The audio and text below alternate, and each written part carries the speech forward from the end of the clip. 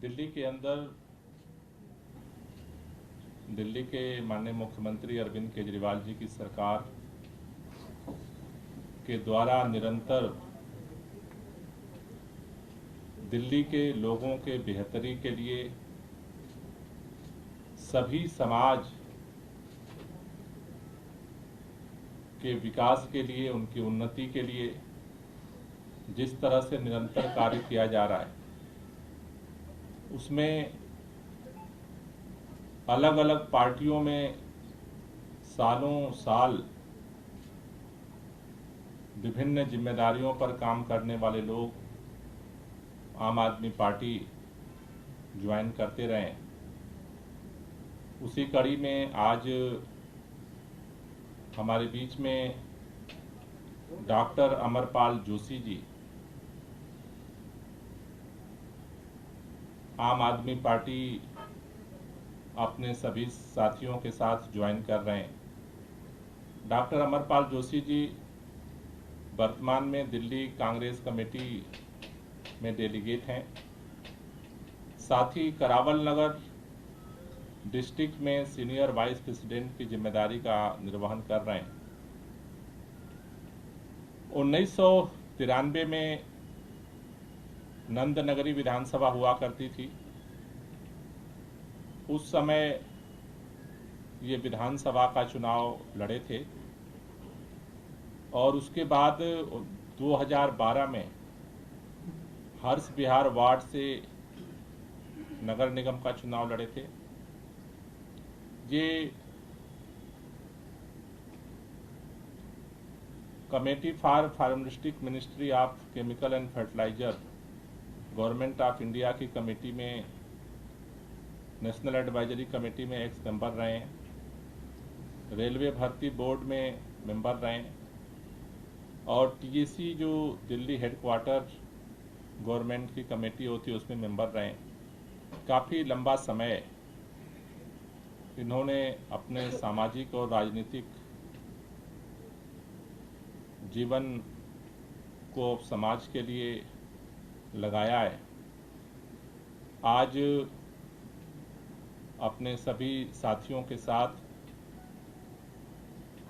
आम आदमी party join कर रहे हैं। इनका आम आदमी पार्टी के परिवार में बहुत बहुत स्वागत है। मैं चाहूँगा कि जोशी जी अपनी 2 बात रखेंगे और उसके बाद फिर पटका पहना करके इनको ज्वाइन करेंगे। नमस्कार सभी साथियों। जैसा आदरणीय मंत्री जी ने बताया, जब दिल्ली विधानसभा 93 में बनी तो मैं जनता दल से नंदनगरी विधानसभा क्षेत्र हुआ करता था, आज जो गोपालपुर विधानसभा क्षेत्र है, वहाँ से लड़ा and I got second position. कुल 781 वोट से मैं हार गया था, लेकिन मैं बाद में भी लगा रहा।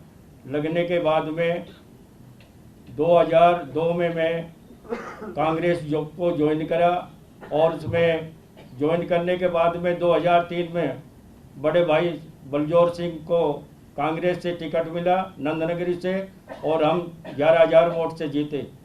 इसके बाद में लगे रहे कांग्रेस में। मेरे से जो बड़े भाई हैं AR जोशी जी डिस्ट्रिक्ट करावल नगर के प्रेसिडेंट भी रहे हैं। हमारा पूरा का पूरा परिवार कांग्रेस के साथ रहा, लेकिन किन्हीं कारणों के द्वारा आज जो कांग्रेस पीछे जा रही है उसका मेन कारण यह है कि लोग कांग्रेस से जुड़ रहे हैं लेकिन जोड़ने वाला कोई नहीं है। वहाँ गुटबाजी हो गई है।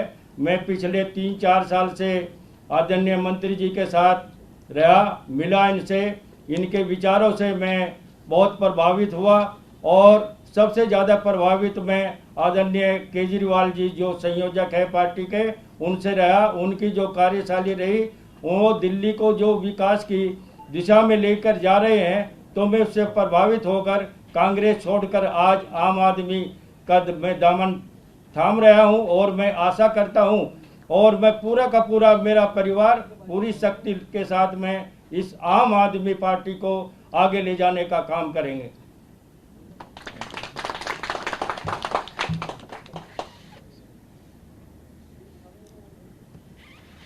साथ ही साथ हमारे बीच में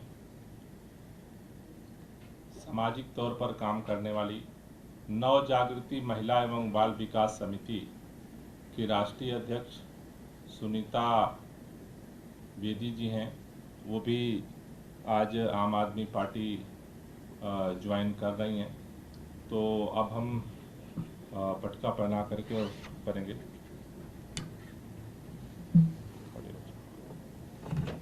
आप छोड़ दीजिए।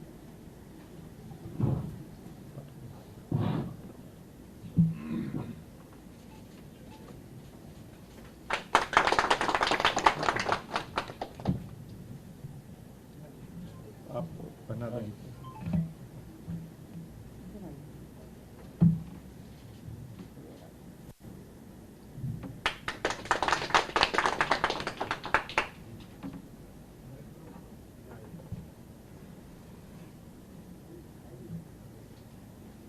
सभी लोगों को डाल दो।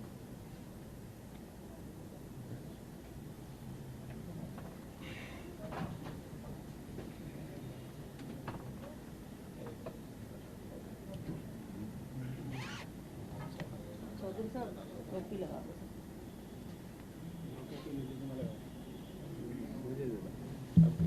ले लो आप।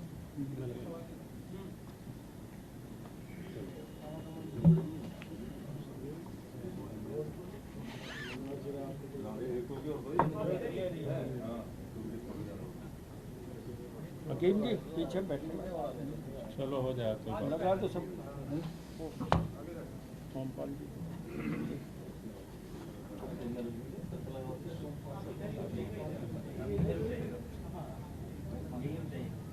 आ जाओ, आप बैठ जाओ।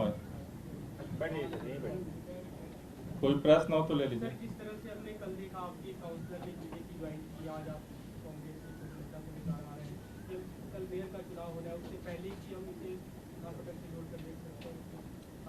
नहीं, देखिए, मेयर का चुनाव तो जो परिस्थितियां हैं, भारतीय जनता पार्टी हाथ पैर मार रही है, लेकिन दिल्ली के लोगों ने जिस तरह से आम आदमी पार्टी को बहुमत दिया है, तो ऐसी परिस्थिति में आम आदमी पार्टी का मेयर चुना जाना सुनिश्चित है। लेकिन वो कहते हैं कि सियानी बिल्ली खम्मा नोचती है, तो वो अपना प्रयास जारी रखे हुए हैं। आप ही के साथी जो है, आप लोग कह रहे थे टूटेंगे नहीं और टूट के जा रहे हैं। पहले पिछले मेयर चुनाव से पहले एक पार्षद उधर चला गया, अब दूसरे पार्षद वहाँ चली गई। नहीं, देखिए, जिस बड़े स्तर पे आम आदमी पार्टी को खत्म करने का ऑपरेशन चल रहा है, तो उनकी तो कोशिश ये है कि सब कुछ को तोड़ दिया जाए। लेकिन अभी तो न दिल्ली की सरकार हिल रही है, और मेयर के चुनाव में सारे एड़ी चोटी जो न करना था सब कुछ किया उन्होंने, फिर भी मेयर बना था आम आदमी पार्टी का, और कल भी बनेगा। गोपाल जी, क्या आपको चिंता है क्रॉस वोटिंग की मेयर के इलेक्शन में? देखिए, उनका प्रयास है, लेकिन मैंने एक ही बात कही कि उनके सारे 3 तिक्रम के बावजूद मेयर आम आदमी पार्टी का बनेगा। एक सवाल आपकी एक योजना से लेकर है, जिसको कल मुख्यमंत्री कार्यालय में ट्वीट भी किया गया। मजदूर भी अब जो श्रमिक हैं वो भी बसों में फ्री सफर कर पाएंगे, इसके लिए योजना लेके आए। 13 लाख क्या ये योजना है, कैसे काम करेंगे, कुछ बारे में?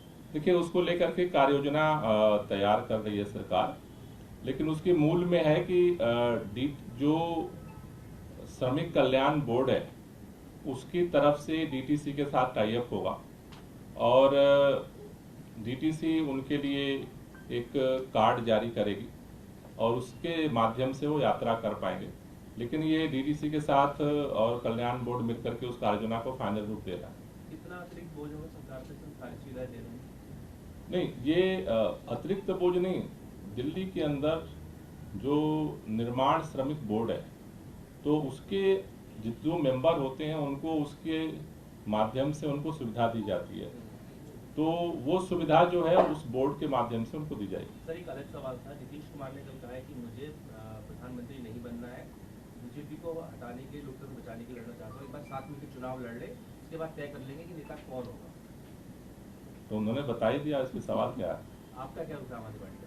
और वो अपने बारे में उन्होंने बता दिया, उससे प्रमाणित बात और क्या हो सकती है। करने की कोशिश कर रहे हैं। बीते दिनों आम आदमी पार्टी के नेता अरविंद केजरीवाल से मुलाकात की थी, ममता बनर्जी से कल जिला पुलिस कांग्रेस से मिले।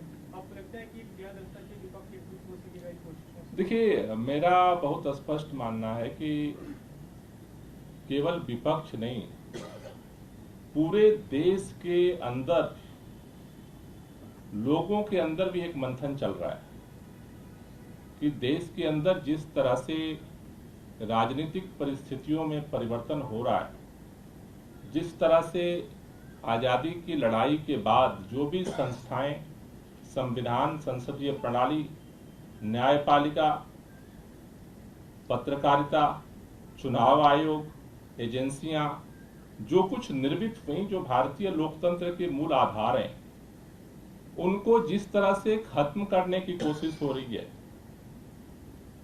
वो इस देश के लिए खतरनाक है।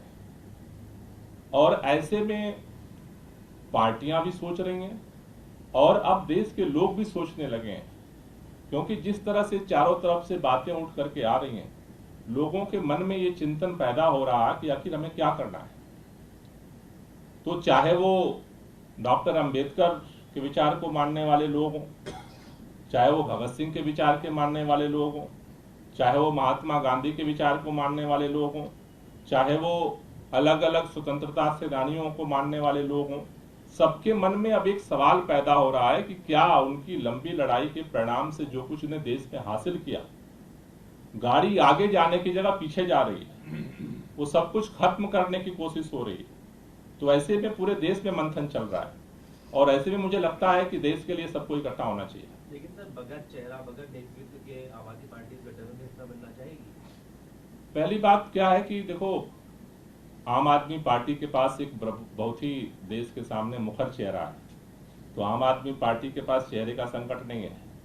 रही बात, जहां तक एक बार नहीं 100 बार अरविंद केजरीवाल जी ने कहा, जहां देश की बात आती है, देश की बात सर्वोपरि है। सर, अभी 10 जंतर मंतर पे बैठे हैं, कई महिला खिलाड़ी हैं। 3 महीने पहले भी उन्होंने धरना दिया था, वहाँ पे शिकायत दर्ज कराई थी, लेकिन उसकी FIR नहीं हुई। सुप्रीम कोर्ट ने आज उससे दिल्ली पुलिस और दिल्ली सरकार से जवाब मांगा है। मुझे लगता है कि ये बहुत ही दुर्भाग्यपूर्ण है। अब सवाल यही पैदा हो रहा है कि शायद जिसके खिलाफ FIR के लिए रेसलर सड़क पर दोबारा आने को मजबूर हुए हैं, अगर वो नाम भारतीय जनता पार्टी से जुड़ा नहीं होता तो अब तक वो जेल में होता, गारंटी के साथ जेल में होता। इसलिए ये सारे प्रश्न देश के अंदर पैदा हो रहे हैं कि भारतीय जनता पार्टी का लेबल लगते ही सारा नियम, कानून, संस्थाएं, संविधान, सब कुछ खत्म हो जाते हैं। और सुप्रीम कोर्ट ने ये बात हस्तक्षेप किया है, मुझे लगता है उसको हस्तक्षेप करने के लिए इसमें जरूरत नहीं थी। तो मुझे लगता है कि इसके बाद कम से कम केंद्र सरकार को इस पर FIR करना चाहिए और इस पर जो उचित कार्रवाई है उसको तुरंत निर्णय लेना चाहिए।